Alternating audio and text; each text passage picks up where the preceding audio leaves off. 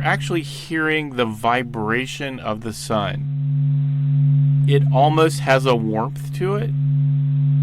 It's just enough where I can almost feel the sound on my skin or on my clothes.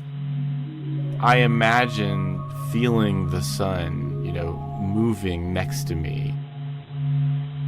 My name is Alex Young, and I am the Associate Director for Science in the Heliophysics Science Division here at NASA Goddard Space Flight Center. When anything material moves, waves travel through it, and the same thing happens inside the sun.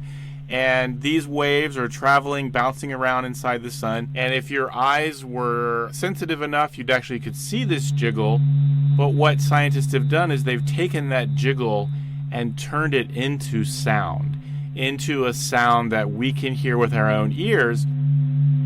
The sun is vibrating at lots of different frequencies, and one of the things that's pretty cool about that is we can use those vibrations in the sun to look inside the sun. We don't have straightforward ways to look inside the sun. We don't have a microscope to zoom inside the sun.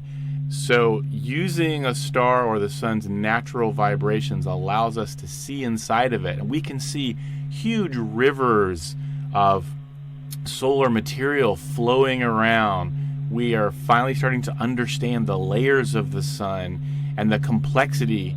It's really cool because all of this complex motions inside the sun are in fact what generates magnetic fields inside the sun. And those magnetic fields float up to the surface and give us sunspots, and those sunspots give us solar flares and coronal mass ejections, this whole thing we call space weather. So all of these things are connected, and that simple sound is giving us a probe inside of a star. I think that's a pretty cool thing.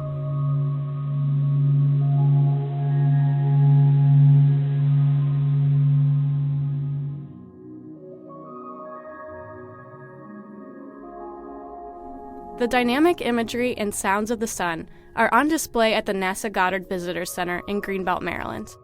Solarium is an immersive art installation that transports visitors into the heart of our solar system. This story was produced right here at Goddard by Katie Atkinson and Micheala Sosby. The sounds you heard in this piece were sonified by the Stanford Experimental Physics Lab. The data comes from the Solar and Heliospheric Observatory, a collaboration between the European Space Agency and NASA.